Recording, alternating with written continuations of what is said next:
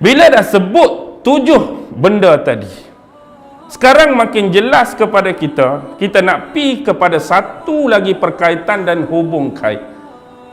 Bila kita selalu paparkan kisah kemunculan Imam Mahdi dan keluarnya Dajjal, automatik di belakang tu pasti ada kisah Nabi Isa akan turun. Perkaitan 3 watak figure ini cukup dekat dan mendekati antara satu dengan yang lain. Yang menjadi permasalahan, dia wajib kita imani. Kita wajib percaya, wajib berkeyakinan, wajib beriktikad, wajib beriman bahawa akhir zaman Nabi Isa akan turun, Dajjal akan keluar, Imam Mahdi akan muncul. Dan bab turunnya Nabi Isa cukup jelas, ayat Quran ada, dalil sahih lagi mutawatir. Ada satu ayat Quran, buka surah Az-Zukhruf ayat 61. Sebenarnya cerita dia start di 57 lagi sampai 62.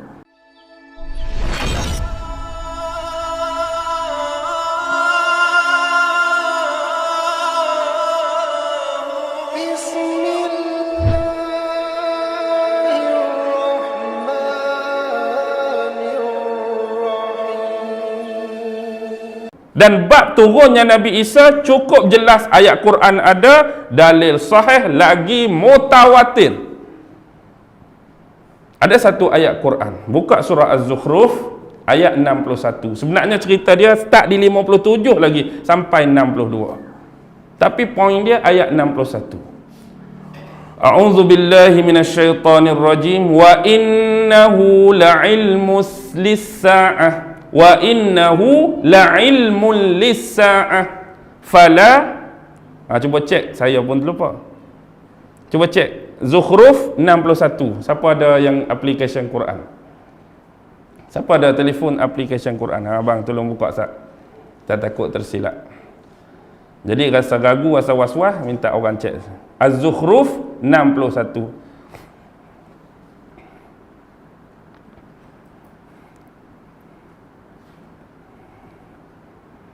Ataupun 60, tengok saya pun takut tersilap.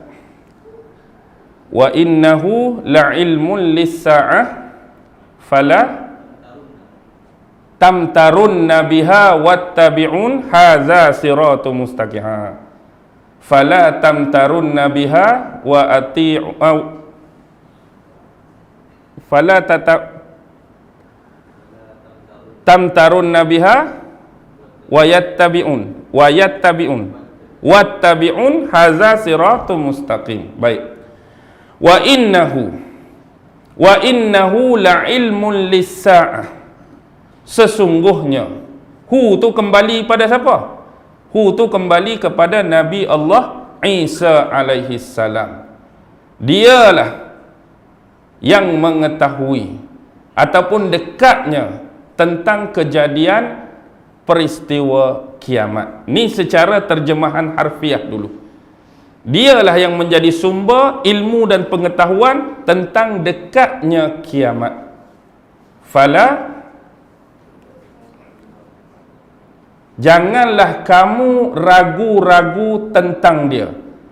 Tentang apa? Tentang Nabi Isa ke tentang hari kiamat? Jangan ragu-ragu.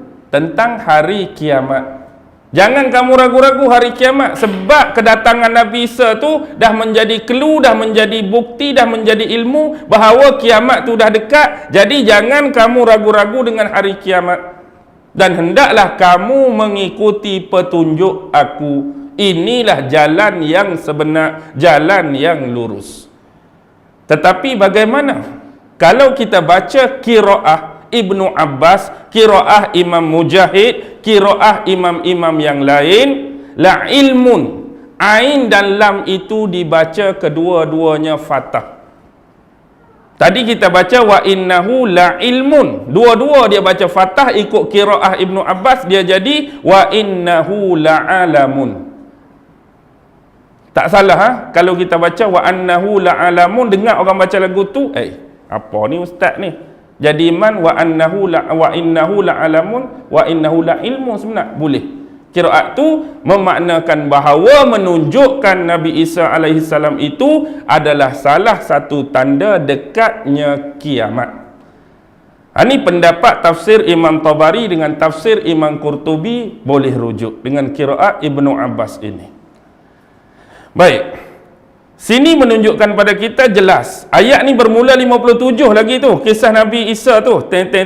Sampai 62. Jadi clue dia di sini kedatangan Nabi Isa waktu kiamat itu sudah dekat dah. Sebab dia tanda kiamat kecil ke tanda kiamat besar Nabi Isa turun? Tanda kiamat besar dah. Dan hadis Nabi menyebut, sesungguhnya kiamat tidak akan berlaku sehinggalah turun anak Maryam kepada kamu sebagai hakim yang adil. Dia akan mematahkan tiang-tiang salib. Dia akan membunuh babi-babi.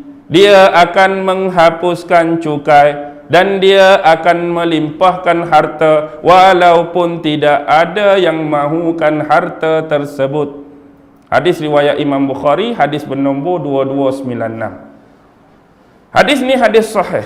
Tidak akan berlaku kiamat sebelum anak Maryam. Siapa anak Maryam? Oh, kebetulan kita pun mak nama Maryam. Aku kan ni? Tak ada akulah di situ. Nabi Isa AS turun sebagai hakim yang adil. Ingat, dia akan jadi penguasa, pemimpin, pemerintah, hakim yang adil. Dan dia akan buat pertama mematahkan tiang salib. Kalau orang Kristian dan Nasrani dakwa Nabi Isa turun untuk memenangkan defend agama mereka, buat apa nak patah tiang salib? Patutnya dia pergi rubuh hak lambang bulan dan bintang hak atas kubah tu. Kalau betul ya aku ni turun untuk bantu orang Kristian, mana-mana masjid, mana-mana kubah bulan bintang, bom, hancurkan, musnahkan. Patut dia buat lagu tu. Tapi sebaliknya dia akan hancurkan tiang-tiang salib. Maksudnya bukanlah jumpa tiang salib tu pergi peracur. Dia akan hancurkan, musnahkan akidah sebenar orang-orang Kristian. Nak suruh dia kembali kepada risalah tauhid, beriman dengan aku, ni hak sebenar, hak aku kata tidak lagu ni. Hak aku tinggal dulu tidak lagu ni. Ni hak sebenar dan kamu kena beriman dengan Nabi Muhammad, masuk agama Islam. Tu maksud patahkan tiang salib. Yang kedua, membunuh babi. Tak ada binatang lain ke nak bunuh? Maksudnya cari-cari, babi, benar. Tengok anjing, biarlah anjing. Tak tengok hak tu biar. Bunuh babi. Sememangnya babi ni dah jadi halal dalam semua agama. Bukan kata halal, sebenarnya haram. Tapi dihalalkan oleh mereka. Dihalalkan oleh mereka. Dan kita pun saya dah sebut banyak clue. Antara benda yang kita jadi tersilap, benda hak hakikat dengan benda yang terselindung. Hak hakikat jelas, hak terselindung syubhah tu. Bila Allah sebut dalam Quran tentang pengharaman babi, Allah sebut the whole pig ke Allah sebut daging saja? Allah sebut babi sebiji ke, seketui itu ke Allah sebut lahmul khinzir? Hak mana Allah sebut? Lahmul khinzir ke babi seketui? Bila nak sebut pengharaman babi, Allah sebut lahmul khinzir kan, daging. Habis kalau daging lemak dengan kulit tak haram lah.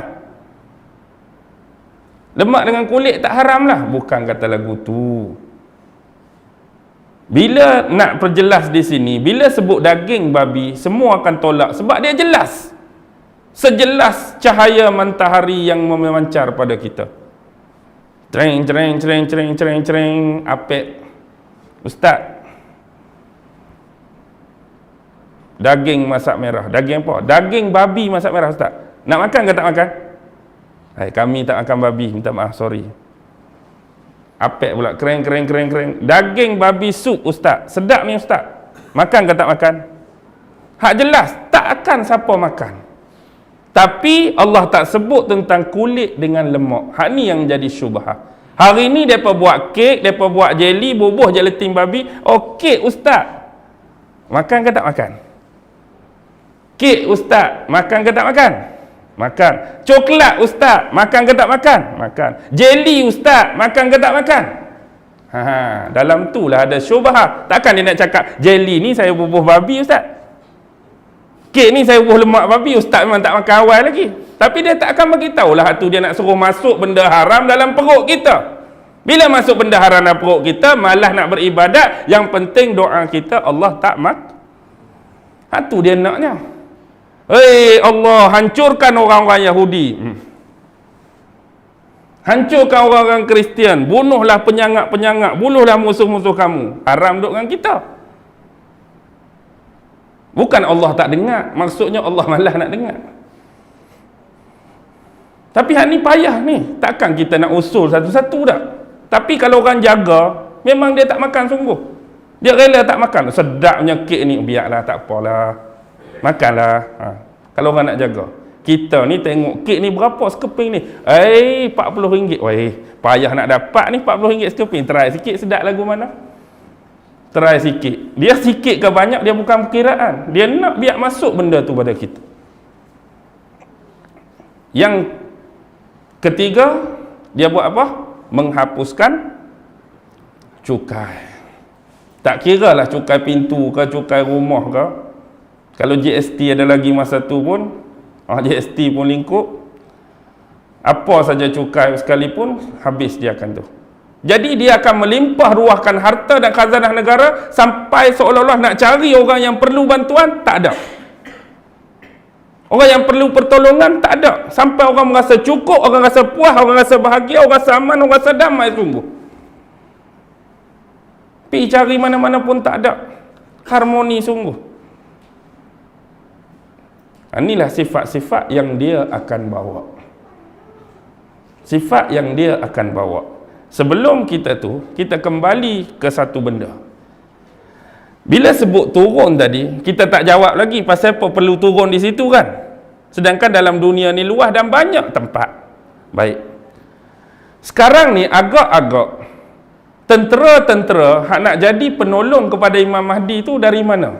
Hak banyak dia. Kan memang dia bercampur. Agak-agak mari daripada mana? Afghanistan ke, Pakistan ke, ISIS ke, Iran ke, Iraq ke, mari pada mana? Dan sekarang ni orang duk tengah tiun dia.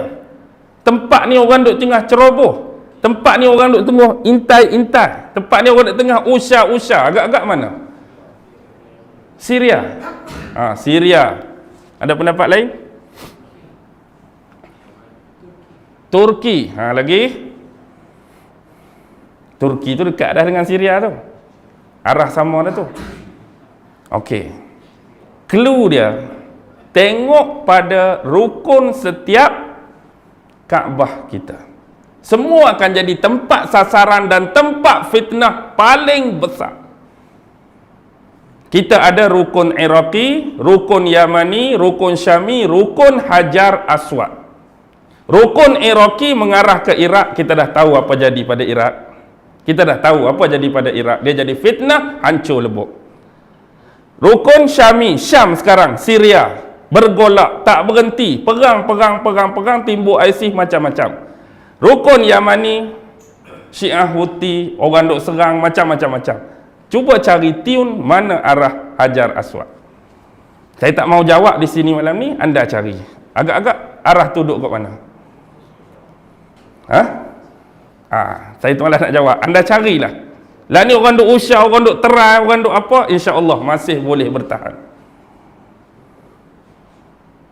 Carilah dalam Google ke dalam apa nak guna trajektor ke apa. Duk mana ustaz nak cakap ni rukun Hajar Aswad ni. Lepas tu jangan pula nanti jawapan dia, ustaz saya dah jumpa dah, betul-betul depan tangga rumah saya ustaz. Atau mengarutlah. Last sekali betul-betul depan tangga rumah saya. Tu tak boleh nak pakai lah. Okey, baik. Tengok situ cari. Kalau ada pertemuan ketiga, mudah-mudahan insya-Allah kita akan bincang lagi. Biar dia tertangguh lagu tu. Kita syok juga kadang-kadang orang duk agak-agak ada. Okey. Kembali. Kita tinggal dulu bab Nabi Isa alaihissalam, tapi sebelum tu, dulu masa dia hidup, dia pernah bertemu, dia sezaman 3 orang Nabi ni. Nabi Zakaria, Nabi Yahya, Nabi Isa kita dah ceritakan. Zakaria, Yahya dan Isa.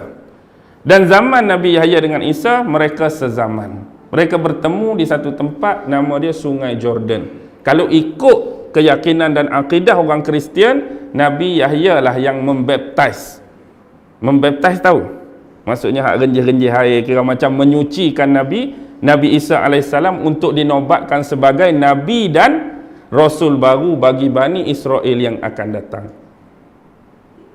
Jadi kita pun percaya kisah tu, tapi kita tak namakan baptize lah. Mungkin ada bentuk penyucian dan mewar-warkan, mengumumkan, wahai Bani Israel, aku pernah jadi Nabi, aku pernah jadi Rasul bagi kamu. Satu masa bila aku dah tak ada, aku meninggal, aku wafat, inilah Nabi dan Rasul yang seterusnya, Isa alaihissalam. Waktu hidup, dia yang war-war, dia yang promote, dia yang claim Nabi Isa. Sekarang, dia dah tak ada. Dan Nabi Isa turun. Apa sebenarnya rahsia di menara yang berwarna putih ini? Rahsia dia ialah di bawah kubah masjid itu adanya kepala Nabi Allah Yahya alaihi salam. Nabi Yahya kan kena potong kepala dekat orang-orang Yahudi. Dia kena bunuh, kena gergaji. Nabi Zakaria kena gergaji dalam pokok tu kan, Nabi Yahya. Jadi kepala dia ada bawah kubah tersebut. Seolah-olah gambaran secara batiniah, waktu dia hidup dulu, dialah yang mempromosi Nabi Isa. Dekat dia nak turun nanti, seolah-olah kepala dia ada situ, dialah juga secara batiniah mengesahkan, inilah Nabi Isa yang sebenar. Inilah Nabi Isa yang tulen, inilah Nabi Isa yang sah. Hak sebelum ni, hak duk main menyamak tu bukan hak sebenar. Kita kena ingat tanda dia turun dari langit. Dajjal boleh buat dah agak-agak turun daripada langit. Alah, setakat turun daripada langit, pakai payung terjun pun boleh tak? Tapi orang pun tengok, oh ada payung terjun, bukan ni. Ke kita boleh dakwa lagu tu, pi pinjam MS370 sat, okey, aku nak mendarat sekarang. Pakai jubah kuning macam Nabi Isa, buat rambut jenis renjih-renjih, ada air sikit, bubuh warash, bubuh za'faran, turun. Akulah Nabi Isa alaihissalam. Lepas tu dia punya apa tu, dia punya payung terjun tersangkut pula atas menara, lekat di situ tak?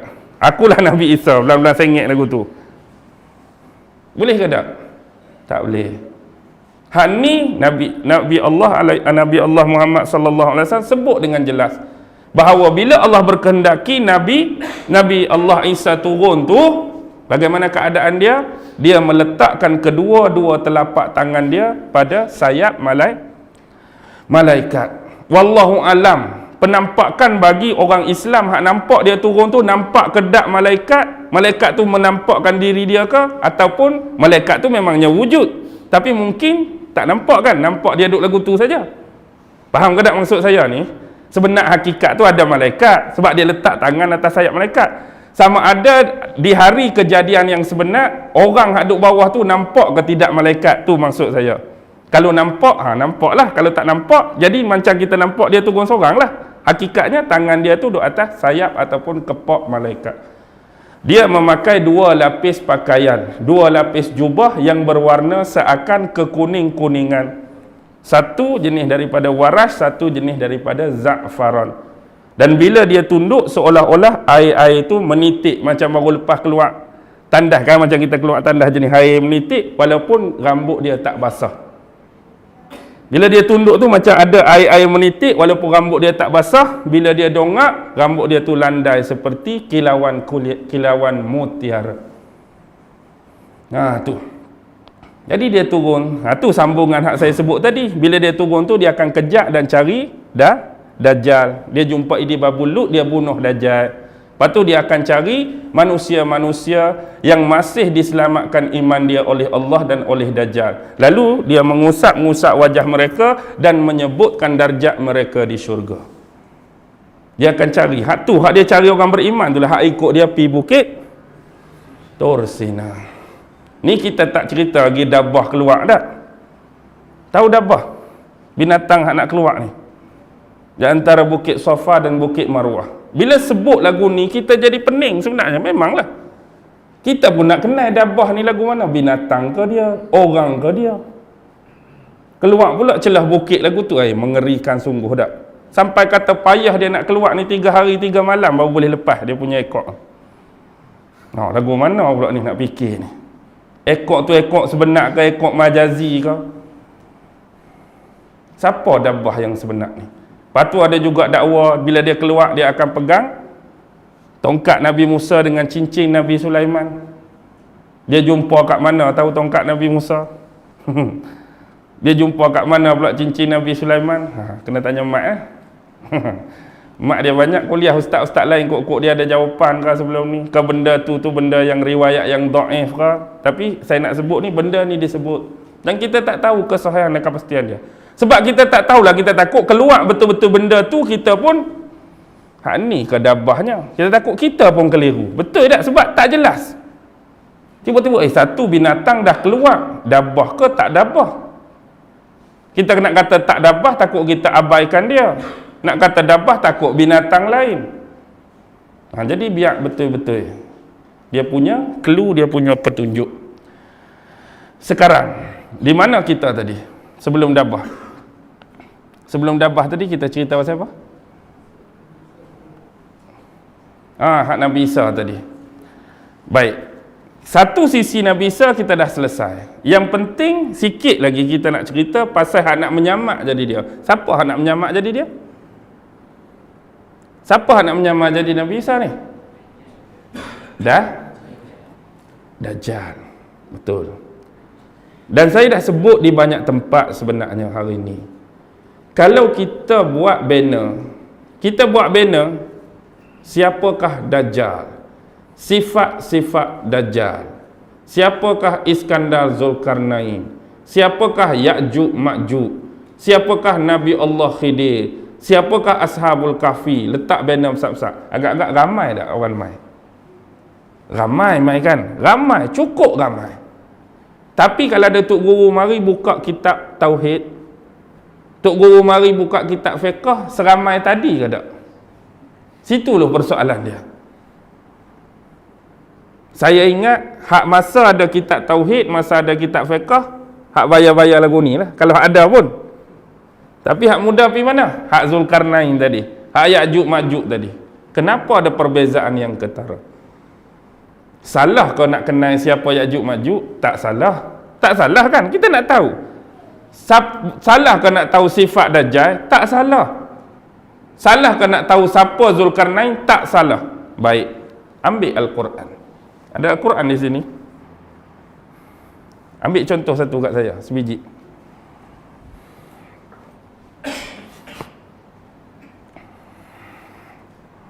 Baik. Rata-rata saya beranggapan dah senang. Husnuzon saya, semua yang ada depan saya ni semua dah khatam Quran, betul? Harap-harap begitulah, semua dah khatam Quran. Bila kita dah khatam Quran, kita baca, terutama kita ambil lah surah Al-Kahfi. Dan dalam tu kita kenal apa yang dikatakan Ashabul Kahfi, apa dia Nabi Allah Musa, Nabi Allah Khidir, pemilik 2 kebun, Zulkarnain, Ya'juj Ma'juj. Sebelum kita kenal dan bertemu dengan kisah-kisah ni, apa benda yang dulu masa kita kecil kita buat dengan Quran? Yang sememangnya itulah jalan yang paling betul yang kita pernah buat.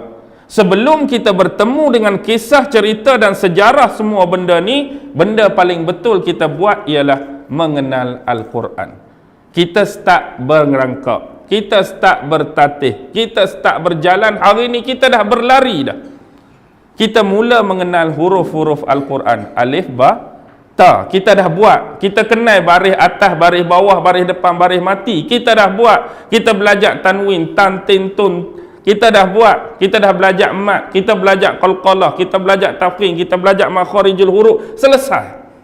Jalan pertama kita dah betul. Bila kita dah reti berjalan dan berlari, kita baca dengan penuh tartil, penuh tajwid, sampai hebat ditaranumkan. Sampailah kita baca ayat demi ayat, surah demi surah, muka surat demi muka surat, juzuk demi juzuk, kita bertemu dengan kisah-kisah tadi. Kita kenal kisah Zulkarnain hari ini sebab kita boleh baca Quran. Kita kenal kisah tu, kita boleh baca Quran. Kenal kisah ni, boleh baca Quran. Awal kita dah buat. Tetapi dari sudut ini kita panggil teks. Betul, teks. Sebab tu buku anak kita panggil buku teks. Apa maksud teks? Huruf-huruf, nombor-nombor, simbol-simbol, logo-logo, teks. Tetapi bagaimana dengan kontekstual kita? Kontekstual, apa yang benda ni cerita, duduk luar hak sebenar. Perkataan dia dajjal, kontekstual dia dajjal hak betul. Dalam ni bulan hak betul, kontekstual. Dalam ni laut hak betul, kontekstual. Sekarang ni hak kita duk buat banner-banner, kita nak kenal hak nama ni ke nak kenal hak betul? Hak ni kita boleh kenal sendiri, baca Dajjal, baca Zulkarnain, semua orang boleh baca. Tapi hak kita nak kenal, hak tak tahu hak betul tu, hak hakikat dia lagu mana. Tapi adakah jalan yang anda buat betul? Tak salah nak kenal semua tu, yang salah ialah anda nak kenal Dajjal dalam keadaan anda tak pernah nak kenal Tuhan anda dulu. Anda nak kenal Zulkarnain, berapa kuat pengenalan anda nak kenal Allah dulu. Anda nak kenal tu, nak kenal ni, nak kenal orang tu, nak kenal orang ni, berapa banyak pengenalan anda tentang Allah. Situ yang jadi masalah. Hari ni berapa habis banyak dah kitab tauhid kita belajar. Berapa guru dah kita belajar tentang hakikat Allah, tentang nama Allah, tentang sifat Allah, tentang perbuatan Allah. Kenal betul-betul dah ke sebelum nak kenal hak tu? Masalah hari ni secara jujur, kalau tanya sifat 20, memang kita pernah belajar. Kalau saya tanya malam ni, ingat boleh susun elok tak 20? Bukan nak nafi tak pernah belajar, bukan nak nafi tak ingat, tapi nak test contoh. Cuba seorang sebut 1 sampai 20 ikut urutan. Bukan kata nak nafikan ilmu orang, nak rendah. Benda tu ada dengan kita, tapi dah tak biasakan, apa akan jadi? Mungkin cukup, tapi masa tu lama kau agak cepat ke lama? Nanti lo start, esok boleh ke esok saya nak peringat. Kalau sebut 99 nama, agak-agak ingat tak 99 nama? Kalah dengan tadika walaupun dia nyanyi dengan nasyid. Ini hakikat. Kita bukan nak cari kelemahan orang, tapi hakikat yang berlaku. Benda tu kita tak boleh pegang, tapi kita nak cari yang lebih hebat tu. Hari ni bila tanya syahadah pun, kalau tanya rukun syahadah, tuntutan syahadah, kepahaman syahadah, penghayatan syahadah, pemaknaan syahadah sebenar, lagu mana? Agak-agak berjuta kali dah sejak kita hidup 40-50 tahun ucap la ilaha illallah. Kadang-kadang orang tanya rukun pun kita tak tahu apa rukun syahadah. Tuntutan syahadah lagi jauh, pemaknaan syahadah lagi jauh, penghayatan lagi jauh. Tapi kita berangan-angan kita dah betul-betul komplit. Lepas tu agak-agak boleh lawan Dajjal tak? Baik, contoh paling mudah saya nak bagi ya. Contoh paling mudah. Kita kena pandai beza antara penipuan Dajjal dan fitnah Dajjal. Beza.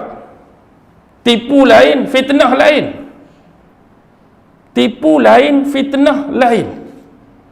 Dan ini dia dah buat dalam Quran, ada awal-awal dalam surah Al-Baqarah. Kalau kita baca selami, memang kita akan nampak. Soalan pertama saya nak tanya, antara kita kuat terkait dengan Allah atau kita kuat terkait dengan dunia kita. Bayangkan Amerika, Donald Trump, aku akan menyerang Malaysia, aku akan bom Malaysia, aku akan hancurkan Malaysia. Yang pertama dalam otak kita, apa yang kita fikir? Macam manalah rumah aku nanti nak hancur kena bom? Macam mana aku nak bagi makan anak dengan bini aku? Manalah kami nak berlindung? Mana kami nak tinggal? Apa yang kami nak makan? Kereta aku pun dah tak ada, rumah pun dah hancur. Adakah ini perkiraan awal? Atau ada orang tu? Bagaimanakah akidah dan iman aku nanti? Hak mana agak-agak anda fikir dulu? Hak mana agak-agak? Hak bahar dunia kah? Hak akidah aku ni lagu mana lah? Iman aku ni lagu mana lah? Hak mana? Situ tak payah jawapan. Tanya apa? Tepuk dada, tanya iman. Walaupun tepuk 14,000 kali pun iman tak bercakap juga. Tapi hakikatnya itu. kita akan nampak pemikiran awal kita fikir pasal benda ni atau akidah kita. Tu clue Ashabul Kahfi tu. Cara cukup mudah nak beza tipu dengan fitnah. Sekarang tengok. Awal-awal Baqarah 30-31 Allah cerita pasal Allah nak cipta Nabi Adam. Allah nak cipta Nabi Adam. Dan kita tak payah cerita pasal tu, semua orang tahu.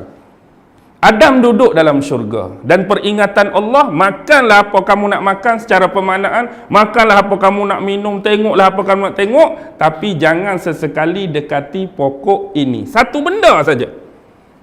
Hak lain ikutlah, tapi hak ni satu hang jangan dekat pun. Apatah lagi sentuh, apatah lagi makan buah dia. Jangan dekat hak ni. Payah ke nak buat? Sedangkan hak lain kita dapat semua. Tapi di sini, di situlah Allah nak cerita antara sifat kelemahan manusia. Kelemahan manusia ni, hak orang larang tu lah dia nak ambil tahu. Betul ke tak?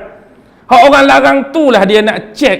Hak orang larang tu lah dia nak tahu apa benda. Banyak contoh, kita ambil analogi yang paling mudah lah. Kalau dalam filem Rumah Berantu lah kita kata tak?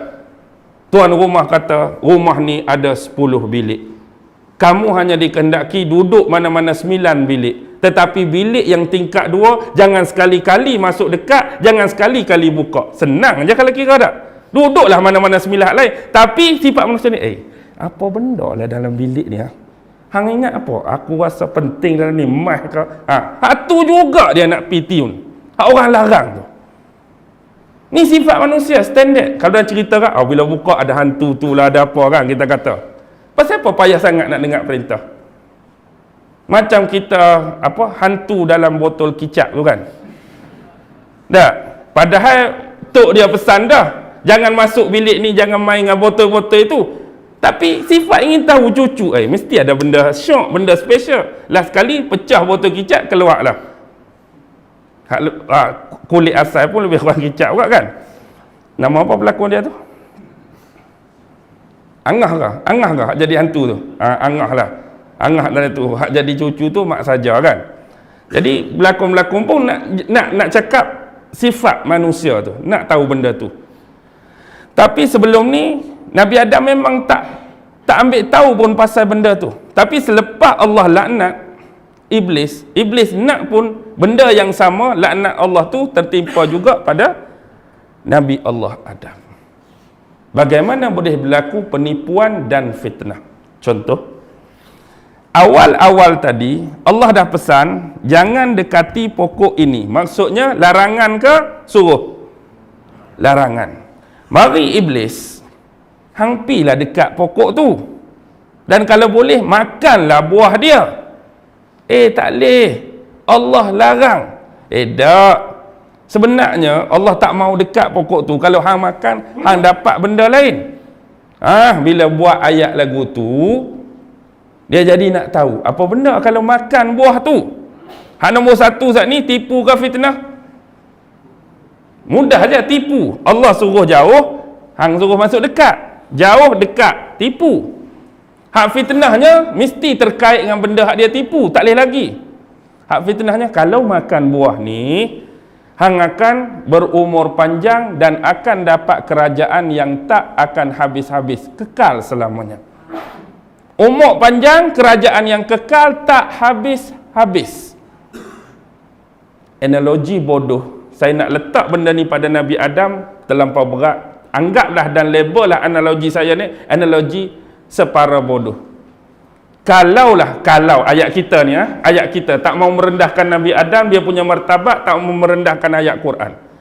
Bila awal tadi Allah larang, tiba-tiba Iblis mari kata suruh, apa salah kita duduk dalam tu dah? Nanti saat aku nak tanya Allah lah, sebab hak suruh dulu pun Allah. Betul ke hang kata ni? Ni jangan fikir hak melampau kata Allah hari tu Allah suruh jangan makan. Betul ke yang Iblis kata suruh dekat, suruh makan pula ni? Boleh tanya ke tak? Boleh tanya. Tapi tak berlaku demikian.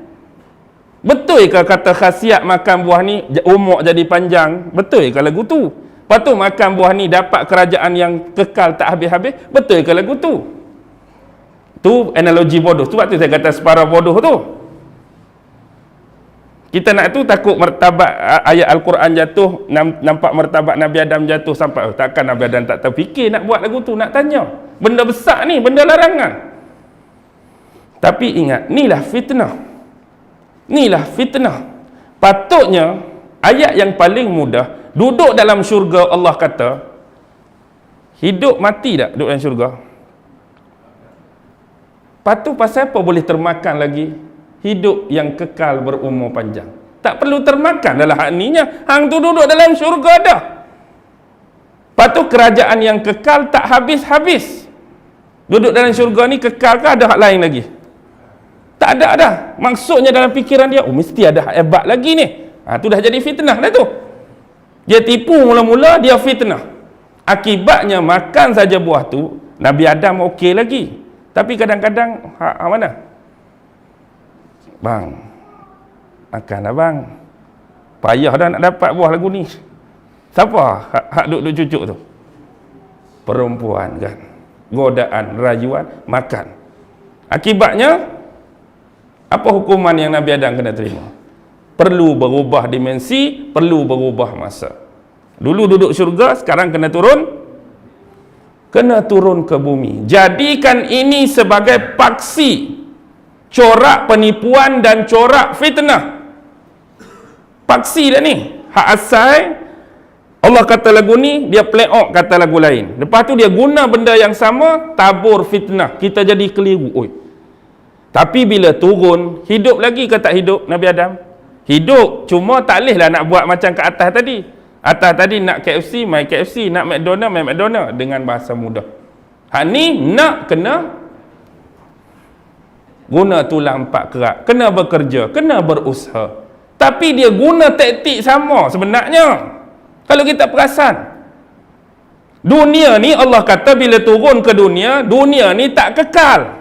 Tapi dia main kat kita kata dunia ni apa? Allah kata syurga kekal, dunia tak kekal. Dia main kat kita kata dunia apa? Dunia kekal. Dia masukkan materialisme. Materialisme ni seolah-olah tak ada pencipta.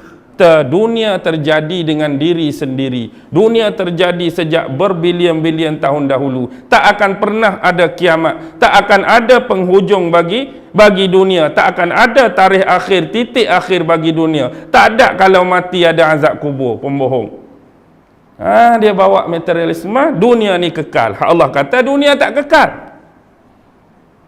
Lepas tu Allah sebut dalam Quran tentang syurga secara kalimah. Tetapi pemaknaan tentang syurga, bila dunia ni kekal, tak ada ni syurga hak nanti mati tu. Di mana syurga sebenar? Dah dunia ni kekal, duk mana syurga hak dia nak bawa tu? Duk atas dunia ni lah syurga tu. Hak Tuhan kata dalam Quran ni bukan kata lepas mati masuk syurga neraka tu, tak. Syurga hak sebenarnya ni lah hak kita duk hadap ni. Dunia ni kekal dah. Jadi dia bawa gambaran-gambaran lama. Dalam syurga ada orang cantik-cantik. Hari ni orang cantik-cantik, perempuan-perempuan seksi masuk disko, masuk tu seolah-olah gambaran yang dia buat bagi penganut-penganut keduniaan ni umpama syurga. Sebab tu hadis Dajjal akan bawa dua di tangan dia. Neraka Dajjal sebenarnya syurga bagi kita, syurga Dajjal. Syurga Dajjal, neraka bagi kita. Neraka Dajjal, syurga bagi kita. Dia jadi terbalik. Tengok, hak dia tipu, Allah kata dunia tak kekal, dia kata kekal. Pemaknaan syurga dalam Quran, hak betulnya syurga lepas mati. Dia pi. Sekali je terkena cukup. Clue Allah dah tunjuk. Kena hak ni, kita tak pi ke dunia kedua dah.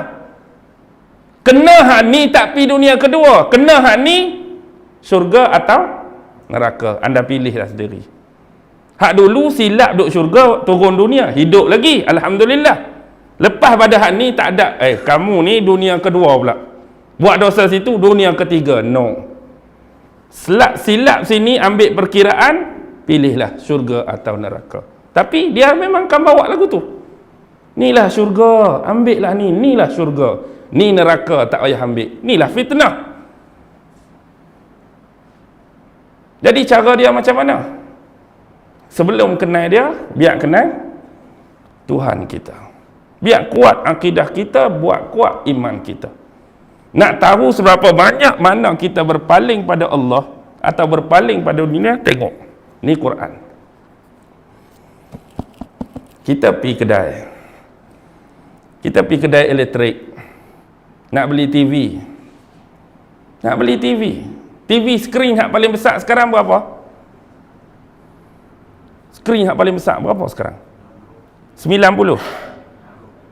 60. Bukan ada dah 72 ke? 90 lah katakan. Ustaz mai kedai saya, Seng-Heng lah kononnya ni. Ustaz masuk Seng-Heng. Ustaz masuk Seng-Heng nak beli apa? TV. Berapa punya saiz, punya skrin punya besar? Oh, berapa punya saiz lagi, punya skrin punya besar. India punya ayat kan? 90 Ustaz. Bolehlah 90. Berapa harga? 10,000 harga. Okey, 10,000. Apa dia punya spesifikasi? Apa dia punya keistimewaan? Oh, dia punya skrin macam Samsung AMOLED skrin. Kemudian tekan sini jadi ni, tekan sini jadi ni, boleh main game, boleh apa, semualah dia cerita. Lepas tu jadi ke tak? Jadi. Dia pun sebut awal-awal. Saya ni Ustaz, hari-hari duk main dengan barang elektrik. Hari-hari duk main dengan TV, saya boleh sebut satu-satulah TV tu, TV ni. Tapi saya takut kegunaan-gunaan tadi, cerita kat Ustaz, Ustaz dengar pun layan tak layan, bila balik tak ingat balik. Tak ingat balik saya cerita, ni tekan ni jadi apa. Jadi kalau tak ada, Ustaz pun boleh ambil dalam kotak ni, ada buku manual pengguna. Ada kan? Mana-mana kipas ke apa, tak reti, cek sini. Buku ni, tak reti, cek sini.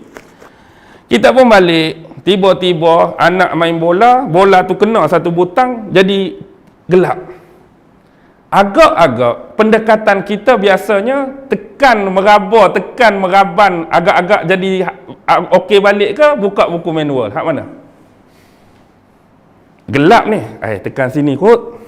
Oi, tak jadi juga. Sini kot, tak jadi juga. Sini kot, tak jadi juga. Padahal tak tahu dah, tak pi cari dalam kotak. Duk merabalah, duk mengagak-ngagak. Tak jadi. Pak jadi. Jadi tu sebab tahu ke kebetulan je nak jadi? Kebetulan nak jadi. Bukan sebab tahu pun tekan situ. Kalau nak kata tahu, sekali tekan jadi dah. Sebab dah 40 kali tekan tak jadi tu yang tak tahu tu. Hak sedih lagi dia tak tahu dah. Dia tak mau buka buku manual. Dia pergi tanya jiran sebelah. Man, hang tahu tak pasal TV? Pasal apa? Kena bola tadi hilang gelap tu. Takkan seminggu dah rosak, tak logik. Tak apa, aku pergi. Pipi Man pun, sini kot. Man, hang tahu ke tak? Aku mana tahu, TV rumah aku, TV hak punggung besar zaman dulu tu. Oh, patutlah hang TV punggung besar. Aku TV baru 10,000. Biasa berlaku lagu ni. Dan keboleh-bolehnya, kadang-kadang anda langsung tak buka hatu, anda lebih rela pergi tanya kedai Seng-Heng tadi, asing pasal apa hang ni aku TV ni jadi lagu ni. Tak buka juga buku manual. Anda faham apa kita nak kait? Kadang-kadang banyak berlaku dalam kehidupan kita memerlukan kepada jawapan hukum-hukum dan perkara-perkara yang berkaitan. Tapi bila kita jadi berjumpa dengan satu masalah, kita suka agak-agak ke terus rujuk Quran. Aku agak-agak lah hukum benda ni kan harus kot. Aku rasa dekat-dekat nak haram ni.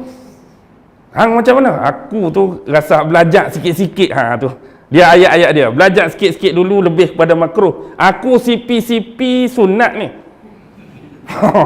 Jadi 1 tu 4 dah. Lepas tu, tak puas hati aku ni. Aku adalah kawan ustaz. Lebih kata macam tanya jiran tadilah. Macam mana ustaz? Aku pun belajar lama dah, tinggal kitab pun tak buka. Haram lah aku. Aku pun ada kawan ustaz juga. Kawan aku harus. Ustaz aku kata harus. Ustaz aku kata haram. Kita pernah tak nak pergi ke ni terus? Atau kita lebih selesa pendekatan tadi? Ini memang berlaku banyak dalam masyarakat. Kita suka meraba dan main agak-agak walaupun persoalan tentang agama. Kita tak selesa untuk ambil pendekatan, minta maaf, saya memang tak tahu.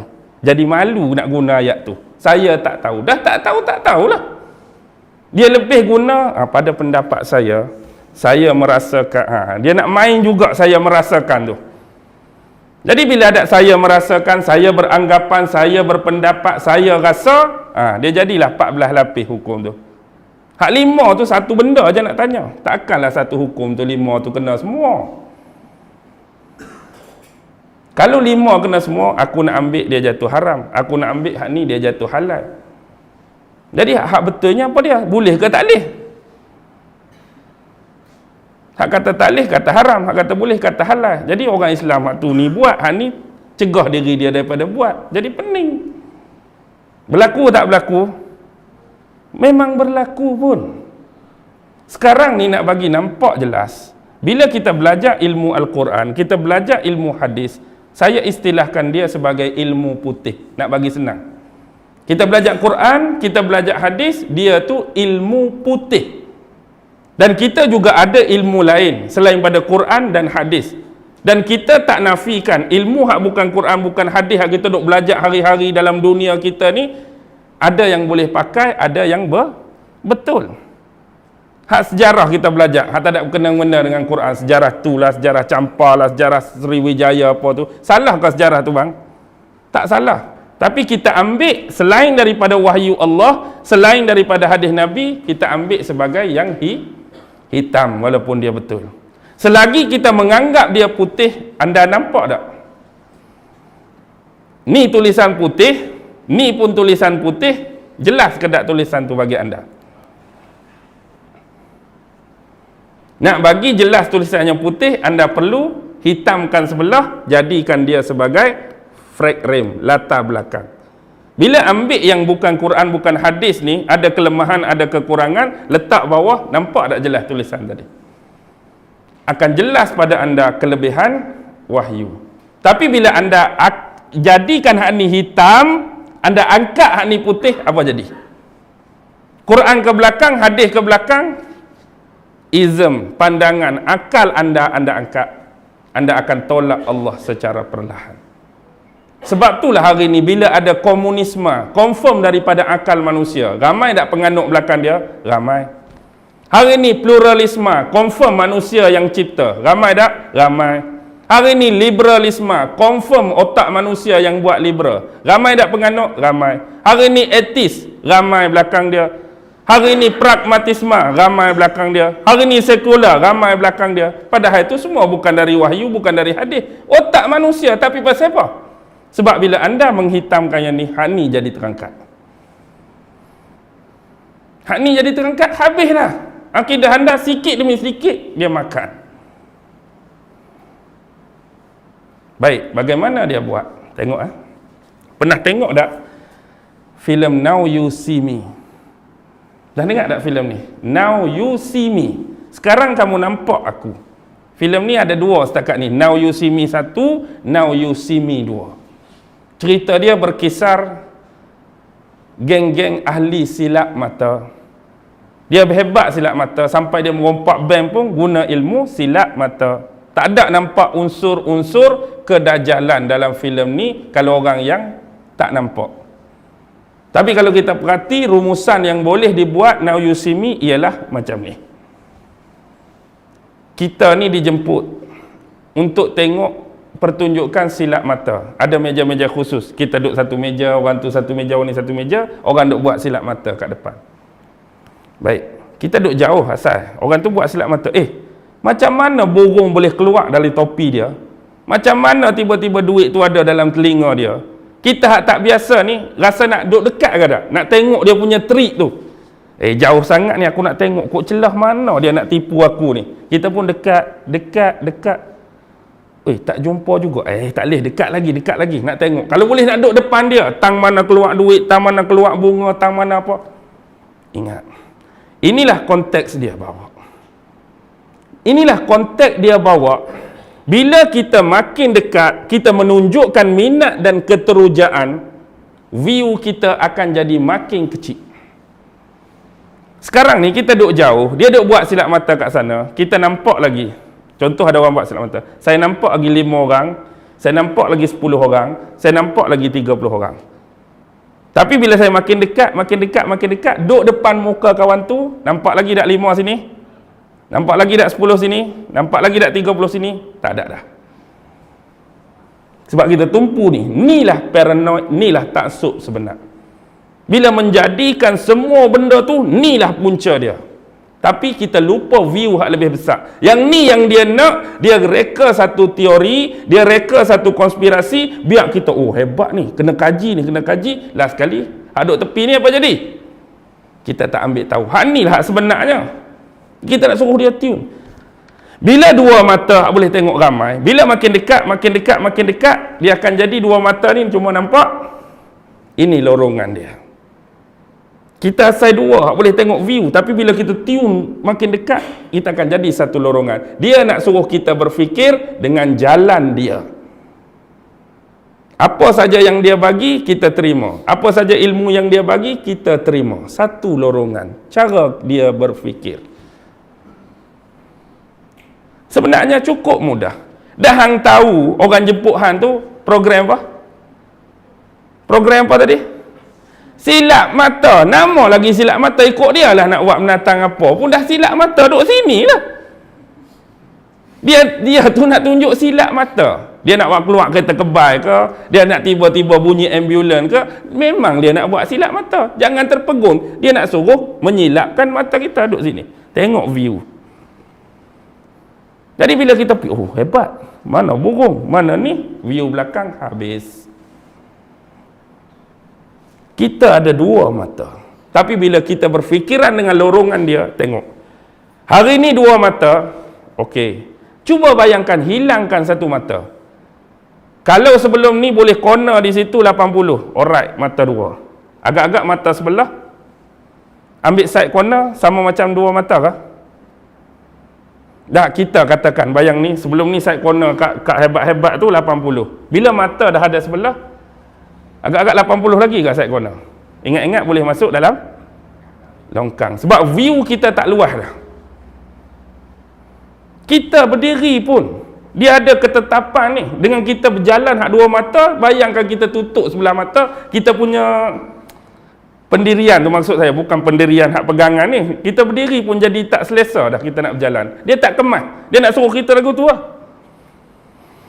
Dia nak suruh kita tak kemas. Tak kemas mana? Tak kemas sini dan tak kemas hak ni.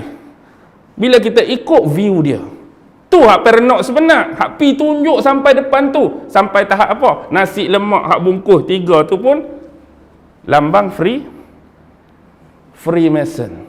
Padahal nasi lemak je. Sebab apa? Paranoid dengan bucu 3. Kesian kat makcik tu. Makcik boleh tak tukar nasi lemak ni bungkus 4 segi? Pasal apa? Freemason ni makcik. Kesian makcik tu tak. Lepas tu pi pula kedai makan sat lagi. Rupa-rupanya hak pelapik meja tu macam papan dam kan. Hitam putih. Ha, ni lambang Freemason ni makcik. Padahal makcik tu Freemason pun tak tahu apa. Ha, tukar. Carilah warna merah ke warna apa ke. Ha, ni paranoid ni. Paranoid. Nampak tak permainan dia? Nampak tak? Baik, sekarang cara dia lagu mana? Cara dia, setiap ayat Al-Quran yang turun pada Nabi Muhammad adalah merupakan asbab. Ada sebab musabab ayat Quran turun, yang inilah kita namakan sebagai perjalanan. Hak inilah kita namakan perjalanan. Dan Allah rakam perjalanan. Perjalanan siapa? Pemuda-pemuda Ashabul Kahfi sanggup tinggal kemewahan, sanggup tinggal jawatan, sanggup tinggal pangkat, melakukan perjalanan, pergi berselindung dalam gua. Di tengah perjalanan ini ada pengalaman yang membentuk. Nabi Musa akibat ditempelak oleh Allah mengaku dia paling alim, juga terpaksa melakukan perjalanan. Pergi cari siapa? Nabi Allah Khidir. Berjalan, bawa ikan. View punya banyak pengalaman yang Allah nak. Iskandar Zulkarnain. Nak kenal belahan timur, belahan barat. Satu daerah dia kena redah. Satu kawasan dia kena redah. Wilayah mana dia tak masuk. Negeri mana dia tak cecah. Negara mana dia tak masuk. Sampai dia dapat timur dan barat. Ini gambaran perjalanan. Dan hari ini, asbab itu bukan ada dalam Quran tapi di luar. Dan hari ini dengan anda membaca teks-teks ini sahaja, sampai bila pun kepahaman dan pentafsiran Al-Quran tak akan bermakna tinggi bagi anda. Anda nak cari keputusan sebenar hanya berpandukan pada tulisan, tapi anda tak lakukan perjalanan sampai bila jawapan dan kefahaman yang jitu tentang Al-Quran tak dapat. Nak kenal Dajjal, duk tiun perkataan Dajjal. Tapi buka kitab apa Dajjal, monumen Dajjal pernah bina, bangunan Dajjal pernah bina, tak ambil tahu. Cuma duk sini Dajjal, siapa Dajjal? Duk depan Quran tu saja. Zulkarnain, kenal ke tak Zulkarnain? Duk depan Quran duk main, Zulkarnain, siapa Zulkarnain? Keluar cari sejarah dia tak ada. Keluar tempat-tempat dia berjalan tak ada. Kenal ke tak? Faham ke tak? Tak akan faham. Ashabul Kahfi, sebut dalam ni dia duduk dalam gua. Mana gua dia? Duk mana gua dia? Depan Quran. Bukan kata pi Syria, tengok ni, tanda-tanda tu ada. Pi Jordan, ada juga. Pi Turki, ada juga. Selagi anda tak sampai tempat tu, duduk depan ni, duduk dalam gua. Gua mana? Faham tak? Perjalanan ini harus dilakukan dengan asbab tersebut. Quran penunjuk saja. Nak bagi faham konteks di luar. Sebab inilah kenapa dulu bila sahabat ditanya bagaimana akhlak Nabi, apa jawapan Aisyah? Kana khuluquhul akhlak Nabi itu Quran. Dan bila ditanyakan kepada Rasulullah gambaran sahabat, mereka adalah Al-Quran yang berjalan. Al-Quran ada dah dengan mereka dalam dada, dan mereka mengistimbakkan perjalanan tadi untuk cari asbab. Untuk cari asbab kena berjalan. Berapa banyak ayat afala yasiru fil afala yasiru fil tidakkah kamu berjalan di atas muka bumi? 4 konteks selalu ada di belakang ayat macam ni. Afala taqilun, afala tubsirun, afala tanzurun, afala tatafakkarun. Lepas suruh berjalan tu, tidakkah kamu berfikir? Tidakkah kamu melihat? Tidakkah kamu merhati? Tidakkah kamu merenungi? Tengok, ada benda lah tu. Bukan kata berjalan melancung, hebat, duk main hebat-hebat saja. Anda kena tengok view dan tengok asbab. Dan satu benda paling penting ialah trajektor kita. Lah ni senang saja cara. Iblis dia tiun fitnah itulah jadi lari trajektor. Tahu tak trajektor hak kita guna nak ukur 90 darjah, 36 darjah, alat hak straight waktu bulat lagu tu. Ingat tak kita guna matematik dulu? Tu trajektor. Hari ni kita nak lancarkan peluru berpandu, lari satu poin saja kena tak sasaran? Contoh kita tengok arah angin, kekuatan angin. Okey, sasaran kita 502.22. Tapi kita silat tarik 502.21. Ingat-ingat kena ke tak? Sebiji saja tersilap. 0.22 tapi kita pergi cakap 0.21. Tak tekan peluru pandu pi, kena tak sasaran? Tengok. Sikit saja sasaran tak kena. Dan hari ini Dajjal datang bukan untuk ubah isi Quran, tidak. Bukan Dajjal nak ubah isi Quran. Yang Dajjal nak ubah kefahaman tentang Quran. Ayat biar macam ni, juzuk biar macam ni, jumlah muka surat biar macam ni, jumlah ayat biar macam ni, faham tu biar lagu lain. Tu je dia nak. Dan tak jadi lagu lain kan? Kalau orang tanya satu hukum, satu meja minum tadi sampai aku agak makruh, aku agak haram. Quran tetap ada lagu ni. Dajjal datang bukan untuk tukar agama kita, tapi untuk kikis intipati agama. Nak kikis intipati agama. Biar kita ni tekan nama orang Islam, tapi roh Islam, pengamalan Islam ada. Hang orang Islam ke ada? Semayang ke tak? Tak. Hang orang Islam. Puasa ke tak? Tak. Tu ya, cukup lah. Trajektor lari. Jangan sedih, jangan marah kalau saya sebut. Hari ini kita ada banyak panel syariah, betul? Dan kalau boleh panel ni cuba nak adjust, nak menjadikan sistem perbankan kita biar jadi sistem perbankan Islamik. Sampai bila sistem yang Islamik, pengguna-penggunanya pernah tak diajar untuk Islamik? Berapa banyak produk-produk yang nama Islamik, tetapi pengguna produk Islamik ke tak? Berapa banyak kereta kita jadi Islamik, kes buat loan Islamik, tuan punya kereta di Islamik ke tak? Faham ke tak maksud saya ni? Kereta saja yang Islamik, tuan kereta. Produk saja Islamik. Hak pengguna produk Islamik. Pengguna tu kita Islamikkan dia dah, Islamikkan dia. Loan tu kita dah Islamikkan. Orang yang beli kereta tu, tuan kereta tu di-Islamikkan ke tak? Makanan tu di-Islamik dah. Orang nak makan tu di-Islamikkan ke tak? Minuman pun Islamik dah. Orang nak minum tu di-Islamikkan ke tak? Faham tak maksud saya ni? Nak bagi halal. Sistem kita Islamikkan. Sistem Islamik. Pengguna tu di-Islamikkan ke tak? Pakaian Islamik. Tuan nak jom pakai tu Islamik ke tak? Faham ke tak ni? Itulah hak tersirat tu cari. Jangan tengok hak saya kata tu. Abang tu angguk. Maksudnya faham. Bila faham boleh, wabillahi taufik. Boleh. Saya pun tak larat dah ni. Sebelah suku dah. Tapi ada kata-kata nak minta hak tarikat tu biar dulu. Saya memang tak larat sungguh ni. Saya memang tak larat sungguh. InsyaAllah kalau ada masa kita main lagi. Boleh ya? Hak ilmu. Hak berseluruh. Hak berjenaka. Hak bergurau. Dalam tu terselit makna.